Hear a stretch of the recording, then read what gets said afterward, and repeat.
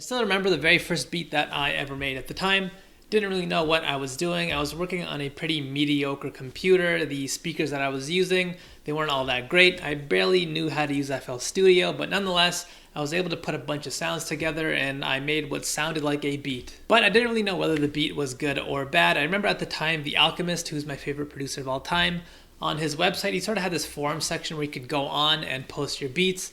And there are other producers in there and sort of give you feedback on whether the beat was good or not. And I remember I posted my beat up and I sort of left this little message saying, this is my very first beat. Don't really know what I'm doing. I have a pretty awful computer that I made this on. The speakers that I use are pretty bad, but let me know what you think. And obviously in the back of my mind, I'm hoping everyone's going to be like, whoa, this is such an amazing beat. I can't believe this is your first beat ever. You're obviously a prodigy. You're amazing. But what actually happened was the opposite. I remember this one person by the name of Vanderslice, who's a producer that still makes beats to this day. He said something along the lines of, no one cares whether your computer is good or bad. No one cares whether your speakers are awful. All they care about is whether the beat is good or not. And this beat that you got here, it's not good. And at the time, obviously, that sucked to read. It didn't feel good. But nonetheless, I'm still glad to this day that he actually said that because it really helped me understand this first concept that I want to talk about. And this is the idea of the gap. This is an idea that I first came across from this guy named Ira Glass. The idea is that when you first start out, most likely it was an amazing song that you heard, or maybe you look up to a really prominent producer and you think to yourself, I want to make something as great as that. And so when you start out, you have this idea in your head that you're going to make something as amazing as your favorite producer all the way up here. But most likely when you start, you're actually going to be all the way down here. You're not going to be able to make something nearly as great. And the distance between where you are and where you want to be, that's called the gap. And how you're going to be able to deal with the gap is going to be really important. Some people, they're going to be able to look at their music and think to themselves, you know what, my music's not all that great. It's not at the level that I want it to be, but if I actually just work hard at it, if I try my best to learn and try new things and experiment with my music, slowly, day by day, I'll be able to get as good as my favorite producer is. To me, that's the right way of thinking about it, and really, that's the only way you're going to have a chance at succeeding at this thing. But there's going to be other people that try to explain this gap in an entirely different way. They're going to try to convince themselves that, well, they're actually already a great producer, but the reason why their music doesn't sound as good is for a number of reasons.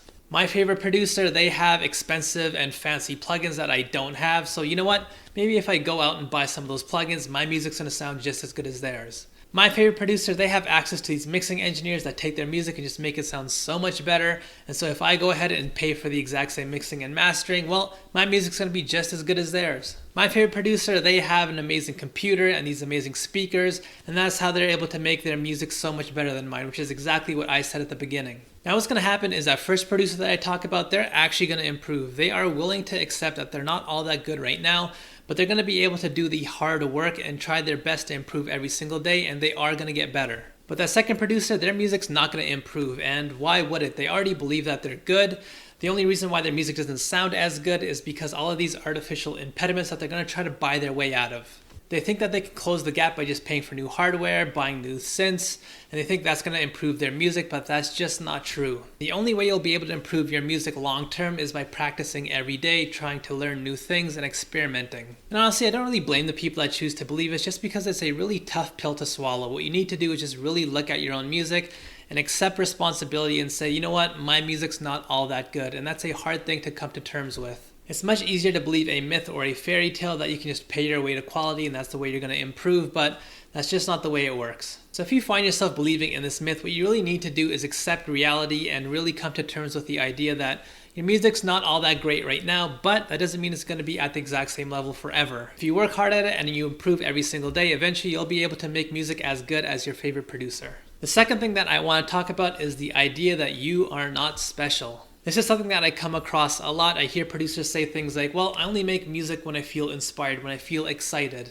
Or they say things like, well, I make the best music at nighttime, so I only work Fridays and Saturdays because that's the only time I can stay up that late. Or they'll say things like, well, I only make good beats when it's a full moon out, so I only work once a month. So let's do a little bit of a thought experiment here. Let me know in the comment section below if this has ever happened to you. So you're feeling super inspired, you feel really excited, you can't wait to get home from school or work or wherever you are. Eventually you get home, you open up your DAW, you start making a beat.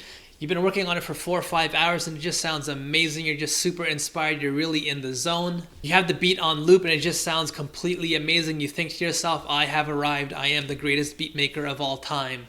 So you finish the beat, you go to sleep, you wake up the next day, you play it back just because you are so excited to hear what you made. And you're wondering, where did that amazing beat go? Because the thing that I'm listening to right now, it's a piece of trash. And so right then and there, right in front of us, we have direct evidence that the amount that we're inspired, how excited we are, has no correlation with the quality of music that we're able to make. Because, well, we were super inspired at the very beginning, and yet we're still able to make a real piece of junk. And so how do you know the opposite isn't true? Because for me, there's plenty of times when I just feel like sitting on this couch and not actually working, but nonetheless, I force myself to get up, sit on my computer, and actually get to work. And so I'll be going through samples, I'll be going through sounds, different presets, not really feeling all that engaged, but all of a sudden I'll hit that one key or find that one right sample, and all of a sudden I'm super excited about this beat and I feel great about it. And I end up making an amazing beat. And this is really important. The stories that you tell yourself to avoid working and let yourself off the hook are going to be really detrimental to you. Once again, this is your mind playing tricks on you because you've gone through the experience where you feel super inspired and super excited, and you still ended up making a piece of junk. And that's a painful experience to go through. And if you go through this enough times and you have enough negative experiences, what's eventually going to happen is your brain is going to start telling you a story to help you avoid actually getting to work and do the hard thing of trying to make a beat, just because in the past you've had so many negative experiences that maybe it's not a good idea to put yourself through that again. There's this book by this guy named Steven Pressfield called The War of Art. It's just a book that I randomly came across when I was young, and I'm super thankful that I did. So if you're someone that struggles with the idea of motivation actually getting to work, I'd really recommend reading this book. Because the people that are actually able to get to work, no matter how they feel, they're the ones that are going to actually be able to improve a lot quicker and actually succeed. As you guys know, you have to get through the bad ideas to get to the good ones. So if you're someone that's able to work, you're going to be able to cycle through those bad ideas a lot more quick. Whereas if you're one of those people that just waits for inspiration to come by before you get to work, things are just going to move a lot slower for you. And finally, the last myth that I want to talk about, this is something that I'm definitely guilty of, and it's the idea that your art will not speak for itself. For me, I've been making beats for more than 10 years now, and it's only recently that I started a YouTube channel. This channel is only like a year old right now. I have like pretty much no activity on any of the other social media platforms. And the reason why is because I chose to believe a lot of these ideas that people tell you, like if you build it, they will come.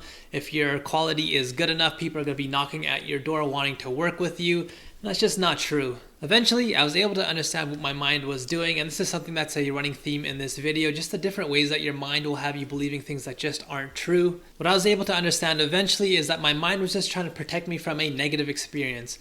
Because it's a really scary thing to go online and post your work and ask someone, hey, what do you think of this? Because there is a chance that they'll come back to you and say, you know what, I don't really like this. I don't like the way this sounds. This doesn't really sound good to me. I don't want to hear it anymore. And this is a tough experience to go through. So your mind is going to do what it can to protect you and have you believe things that are just going to prevent you from going through these types of experiences. So what you might end up doing is posting your beats on YouTube, not really being proactive in reaching out to people. You turn off the comment section because someone says something mean to you once. But honestly, going through these negative experiences are really important. Not everyone's going to like your music, but the sooner that you put your stuff out there and really push yourself forward into the world, the sooner you'll find the people that actually do like what you do. And so going through these negative experiences and really understanding that rejection and failure, it's not the end of the world. Everyone goes through it.